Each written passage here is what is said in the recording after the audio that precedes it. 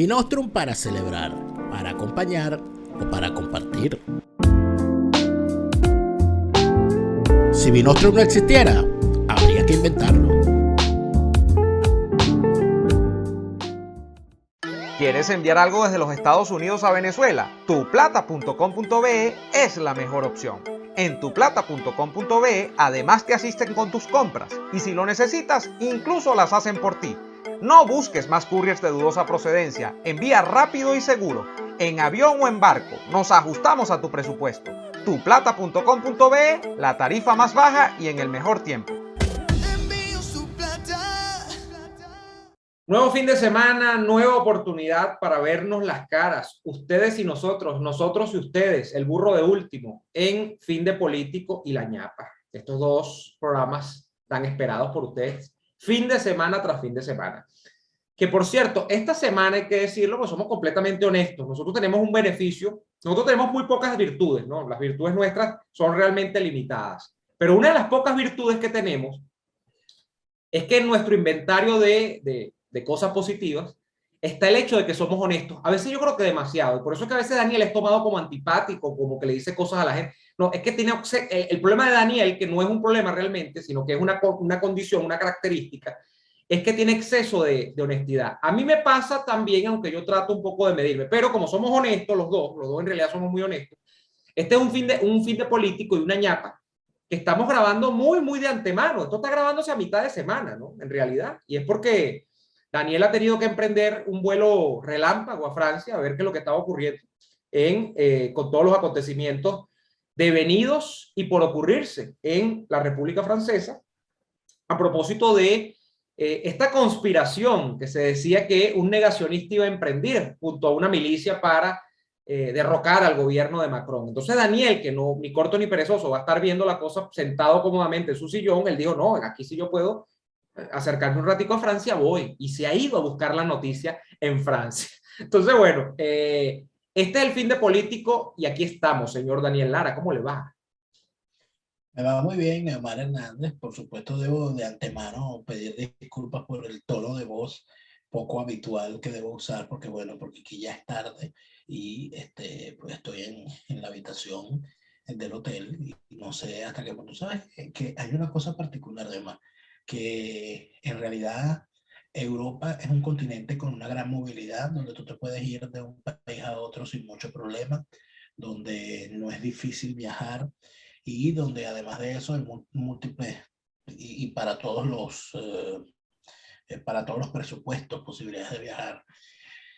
Y por supuesto, las fronteras no existen, cosa que es maravillosa, no se puede ir desde cualquier país a cualquier otro país.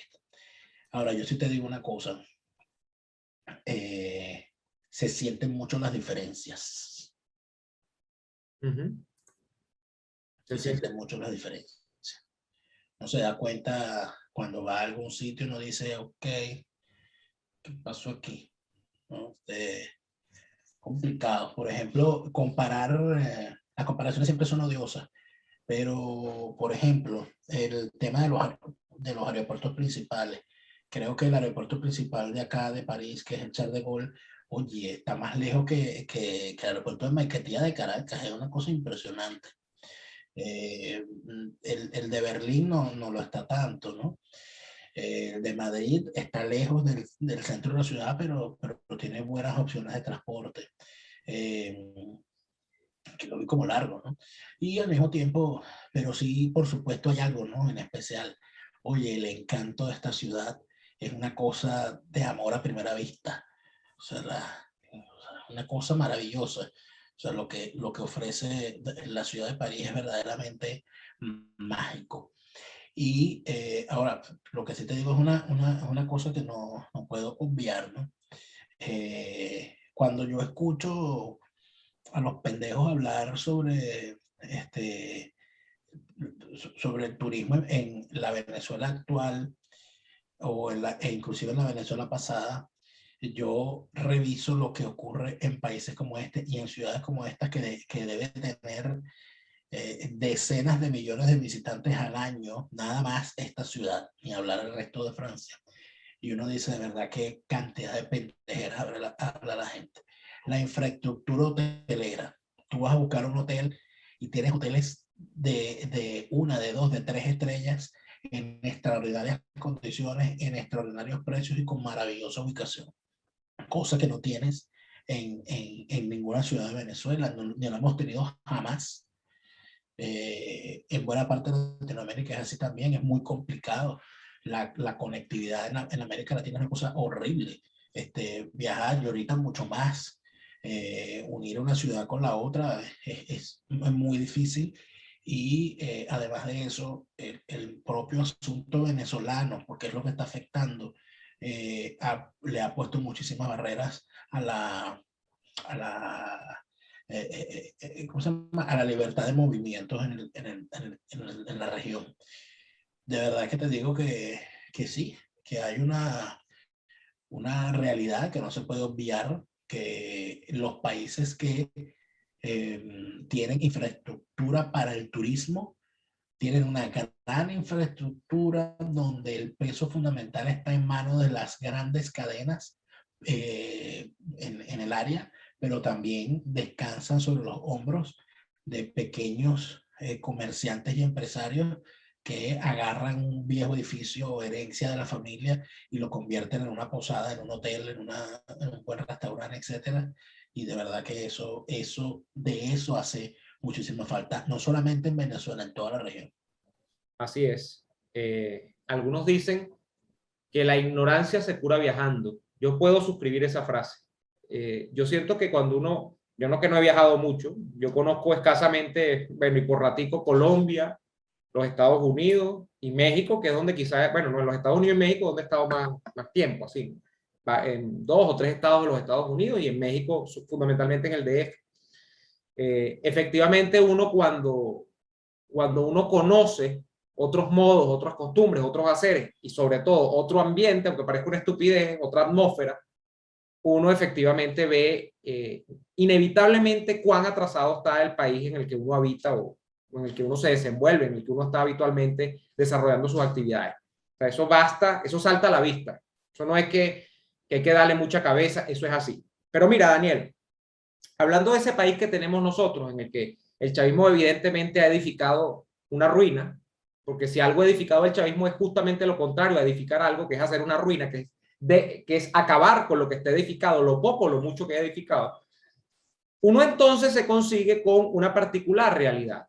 Y esa particular realidad es que, no sé tú, bueno, creo que sí, pero lo veníamos comentando desde hace muchos meses, veníamos hablando desde hace muchos meses, de que había una especie de silencio o de grito entre silencios, ¿no? Del llamado gobierno interino, a propósito de esa jugada en la que otros partidos, que no son Voluntad Popular precisamente, sino los otros 3 del G4, hacen aquello que hacía uno mucho cuando muchacho, ¿no? Que es que uno hacía maldad, uno se ponía a inventar, a hacer rubieras, como decían los viejos de antes también.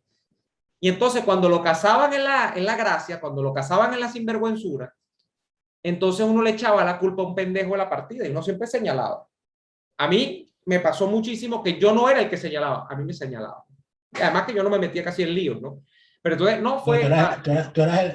Tú eras el pendejo del salón. El chivo expiatorio. Me pasó en alguna ocasión. No es que era siempre, pero me pasó. Bueno, ese chivo expiatorio es ahora mismo el señor Juan Guaidó Márquez. Fíjate tú lo que ha ocurrido en las últimas horas. Cuando estamos grabando esto, repito, estamos haciendo esta edición a mitad de semana.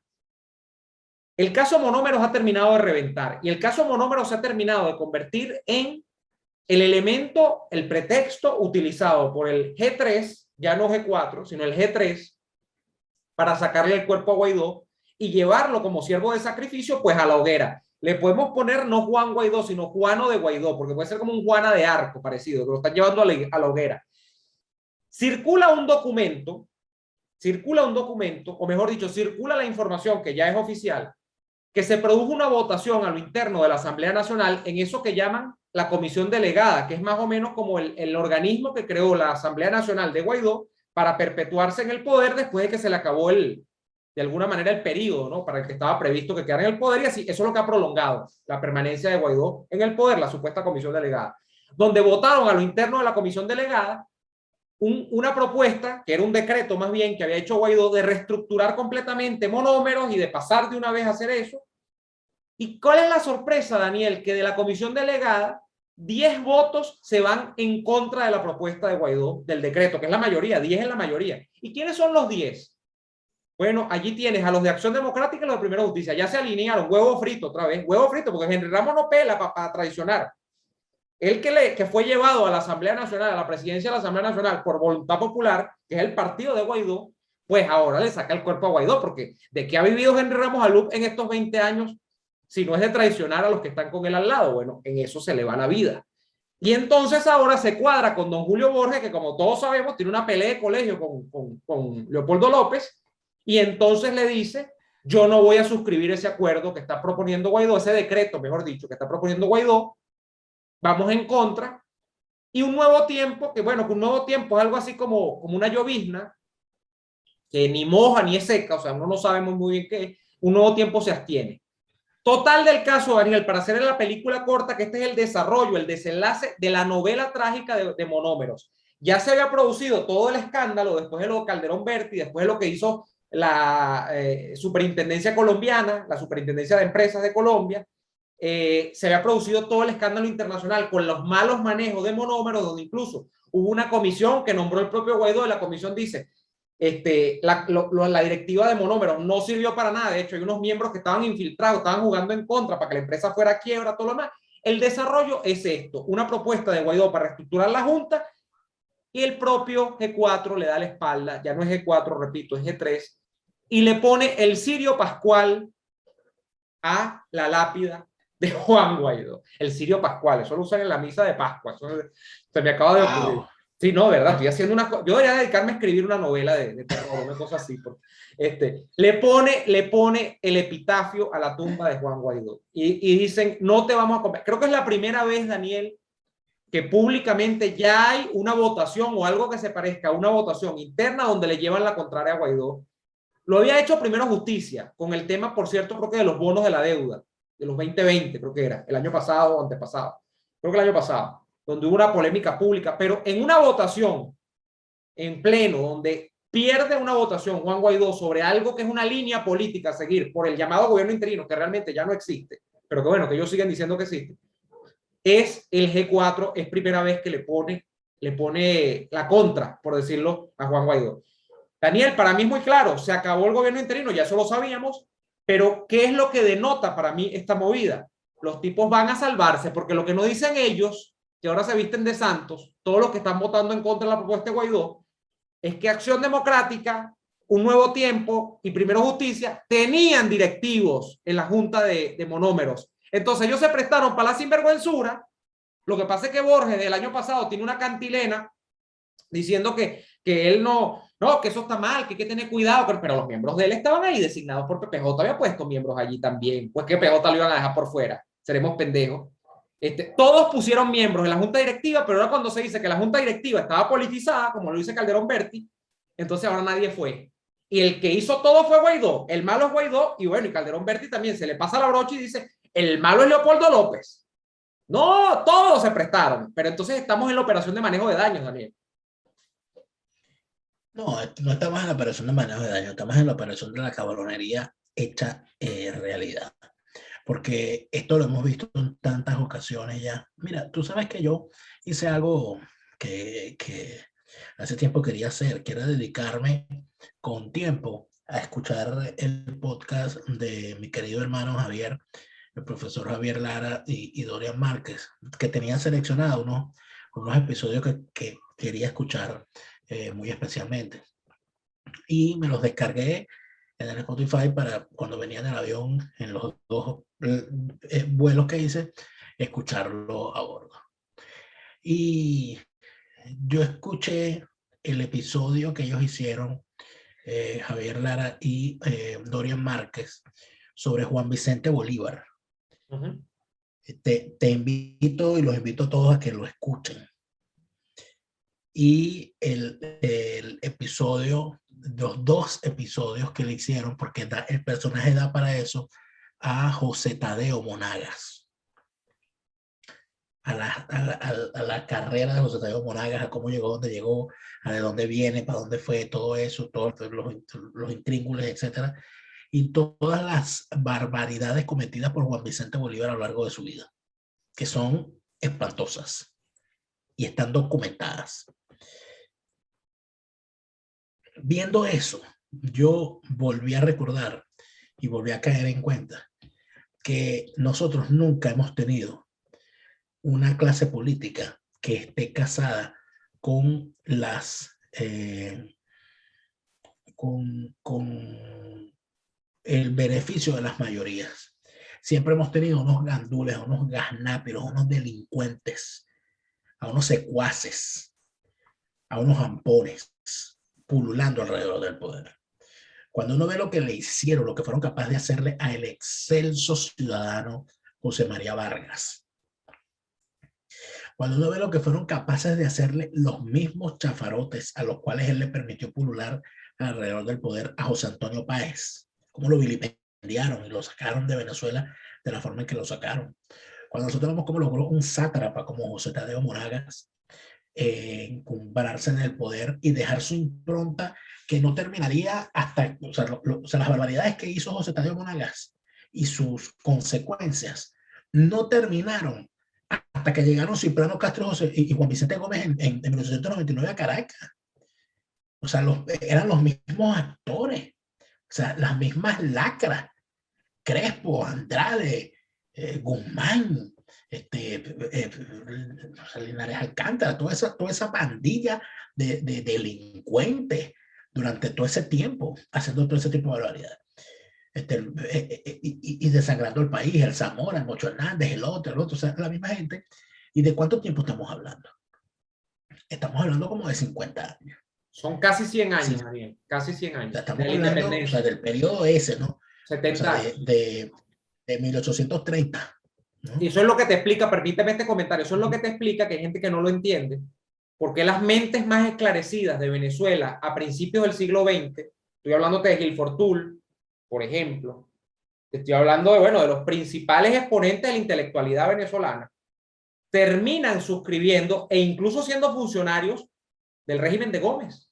Y es porque veían en Gómez el mal necesario para acabar con todo lo anterior que había sido una partida de lo que tú has dicho, una partida de delincuentes. Quizás el más grande.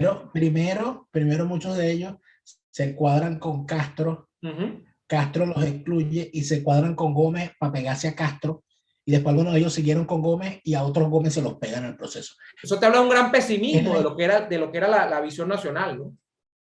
Es la historia de Venezuela. Y entonces cuando uno ve todo eso y analiza sin apasionamientos el proceso que se da a partir del año 45, independientemente de las particularidades de ese proceso, e independientemente de lo que quieran decir perejimenistas, áulicos del posgomecismo y los adecos, que todos tienen ese problema grave de analizar el devenir de la historia en función de su adscripción y de sus pasiones, y lamentablemente caen en el equívoco, porque para empezar terminan defendiendo cosas que son indefendibles y atacando cosas que no son, que no es lo que se debería atacar. Tú te das cuenta que lo que ocurrió del 45, en el periodo del 45, por lo menos hasta el 73, yo lo pongo en ese periodo, fue con todo y que hubo guerra, con todo que hubo combate, con todo y que hubo todo lo que hubo, se intentó no voy a decir por primera vez, pero sí uno de los intentos más importantes por ser una república, por ser una nación. Y no estoy diciendo que durante el periodo de Gómez no se hayan creado instituciones, pero lo que ocurrió del 45 hasta el año 73 fue algo que debería evaluarse, como las instituciones, esas instituciones creadas por Gómez y que ya eran instituciones fuertes, se convirtieron en pilares para la defensa del Estado frente a las amenazas, al comunismo, a la guerrilla, al militarismo, etcétera, sin excluir inclusive el periodo de Pérez Jiménez. Porque si vamos a evaluar durante el periodo de Pérez Jiménez, con todos los crímenes cometidos, ¿ok? Durante ese periodo no se puso en juego la integridad territorial de Venezuela, al contrario. Durante ese periodo no, la diatriba interna, la diatriba política interna, de la cual él formaba parte como militar político, porque él fue uno de los que tumbó a Nairán Garita, eso está claro. Y cuando él llegó al poder, si todo lo anterior él hubiese estado en contra, lo hubiese revertido, pudo haberlo hecho, porque no lo hizo, porque él era parte de todo lo que se hizo. Pero inclusive, con todas las particularidades de Pérez Jiménez, la diatriba interna, política y militar, no puso en riesgo la existencia de Venezuela. O sea, eso tiene una importancia, como no lo pusieron tampoco los gobiernos posteriores a Pérez Jiménez. O sea, eso es una evaluación seria que hay que hacer. ¿Cuándo empezó el problema? Desde mi punto de vista, y esta es una opinión particular, cuando a partir del periodo del año 73 empezamos a caer en manos del aventurerismo político financiado con, bueno, con esa sangría de dinero que salía de la renta petrolera y que puso a los venezolanos a creer que de verdad éramos la Arabia Saudita de Sudamérica. Lamentablemente de ahí para abajo se puede hablar de todas las cosas perniciosas que ocurrieron, se puede hablar de la irresponsabilidad de Carlos Andrés Pérez y de Rafael Caldera, se puede hablar de muchísimas otras cosas y lamentablemente se tiene que hablar también, se tiene que poner sobre la mesa la irresponsabilidad de los venezolanos, que no fueron capaces de hacer que su clase política tuviera la misma movilidad en formación y en valores que la sociedad venezolana estaba teniendo. Porque ¿cómo es posible que se formaran tantos venezolanos en el extranjero y dentro del país? Se crearan tal cantidad de profesionales y se permitieran que llegara tanto animal a cargos públicos. Pero, o sea, porque la sociedad no se hizo responsable de eso. Pero ¿por qué estamos hablando de esto, Daniel? Que se preguntará mucha gente. Porque el tema con este caso que hemos traído hoy, que es uno de los dos activos que tenía para manejar el gobierno interino en el exterior, el primero Citgo, el segundo Monómeros, están francamente en entredicho. Y ahora con esto de Monómeros, bueno, ni te cuento. ¿Por qué? Porque se supone que ese era el único espacio, uno de los poquitos espacios para hacer aquello de dejarse ver, para plantear la alternativa, para mostrar las buenas maneras. Porque ¿qué podríamos hacer nosotros aquí? Nosotros podríamos agarrar y decir, el chavismo es esto, el chavismo es lo otro. No, nosotros sabemos que el chavismo es una partida de ladrones, pero en eso nosotros no se nos va a ir media hora hablando acá. A nosotros se nos tiene que ir la media hora es preguntándonos por qué, demonios, por qué, cuando se supone que nosotros tenemos gente que es alternativa a aquello, esa gente le dan 2 finquitas para que la administren, y no estoy hablando en sentido literal, porque no son 2 finquitas, era mucho billete. Le dan 2 finquitas para que las administren, y entonces agarran, sientan a los 4 secretarios generales de los partidos estos, que de paso no estamos en un estado de partidos. Venezuela al día de hoy no tiene conexión absoluta en términos de su sociedad con los dirigentes de los partidos políticos y ni siquiera con la idea del partido político misma. En Venezuela hoy día tenemos una sociedad absolutamente despartidizada. Yo no sé si hasta en peligro de despolitizarse, porque despolitizarse absolutamente también es un peligro. Pero bueno, en ese sentido, ¿cómo tú vas a agarrar las dos únicas joyas de la corona? Y entonces vas a someter esto a un consejo de sabios, que no es un consejo de sabios, sino un consejo de vagabundos, que son los 4 secretarios los generales de los partidos políticos, y te vas a repartir las joyas de la corona, que son 2 nada más, que no tienes muchas más. Y entonces vas a dar ese triste espectáculo, no solamente a los venezolanos que están dentro y fuera de Venezuela, sino una partida de gente que tiene 3 años casi, ya en enero vamos para 3 años, arrimándole el mingo a esto que se llamó o se llama, se seguirá llamando, no sé, gobierno interino. Empezando por los Estados Unidos y continuando por la Unión Europea. Por eso es que cuando tú haces el análisis de para atrás, tú entiendes a la Unión Europea y tú entiendes a los Estados Unidos. Entonces aquí, mira, aquí no hay salvación. Por los momentos no la hay. Con esta gente no. Entonces, bueno, lo que vamos a hacer es fingir demencia. Decimos que lo seguimos apoyando. Decimos que estamos del lado de la causa democrática venezolana. Todo aquello, hacemos 40 postulados, 50 cartas y 30 comunicados. Pero en el fondo lo que hacemos es que nos olvidamos un poquito del problema porque realmente es no es tanto un problema, es un dilema, es de difícil solución. O sea, no tiene solución aparente de momento, porque con esta gente no. Entonces, ese es el problema, Daniel, que se nos está cayendo el referente. E incluso, fíjate lo que está rodando acá.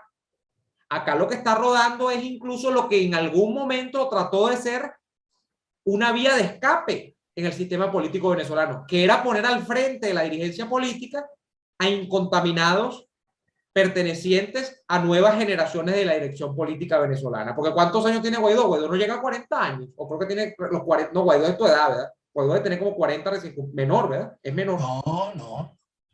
¿Qué edad tiene? Guaidó es del 85. Me lleva 3 años apenas, o sea, tiene 33, 36, 37 años tiene.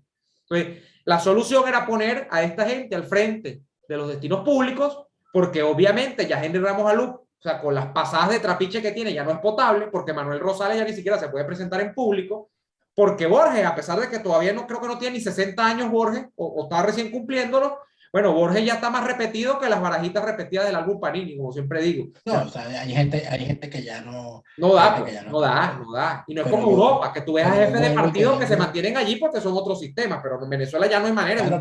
claro, pero Neomar, hay que tener cuidado porque cuando le echas una revisadita a la vitrina en la que se ha convertido esa asquerosa campaña para las elecciones asquerosas del sistema criminal el 21 de noviembre, te encuentras con 4 nombres que puede darte una idea de cómo cuando estábamos hablando de los 40, de los 70 años, que fueron desde 1830 hasta la llegada de los andinos al poder, termina siendo la historia de Venezuela una cosa más o menos parecida. En el año 98, el candidato a gobernador al Zulia era Rosales. En el año 98, el candidato a gobernador de Barinas era Rosales Peña. En el año 98 era candidato a gobernador del estado Bolívar, Raúl Yusef. Y en el año 98 andaba por ahí pululando todavía Morel Rodríguez. Sí. Entonces, cuando tú ves que hay una Venezuela que se niega a morir y ahí escapándose, aunque sea a pie del territorio, y que al mismo tiempo hay unos politiqueros que se quedan en Venezuela para joder, para seguir viviendo de todo esto, uno de alguna manera entiende por qué personajes nefastos como Ezequiel Zamora, Bovesta, José Tadeo Monaga, Antonio Guzmán Blanco y todos estos sátrapas pasaron por Venezuela de la forma en que pasaron. Nosotros tenemos un grave problema de comprensión de lo que significa el ejercicio del poder. Sí. Y ese problema lo tiene la sociedad venezolana. Y por eso es que estamos donde estamos. Claro. Nosotros hemos llegado hasta acá en este barco de reflexión histórica y empate de esa reflexión histórica con lo que es nuestra actualidad triste, nuestra actualidad cruda, pero es la actualidad real que tenemos en esta ocasión. Nosotros nos volvemos a ver en otra próxima emisión de Fin de Político. Gracias a la gente que nos apoya en Patreon, patreon.com/neoadolfo, patreon.com/delaraf. Allí nos apoyas y ayudas a que este contenido siga elaborándose semana a semana, impenitentemente. Estamos acá semana a semana. La segunda parte de esta conversación en Fuera de Orden, esta semana en el canal de Daniel Lara Farías. Nos vemos allá con esa ñapa en Fuera de Orden. Hasta entonces, saludos a todos.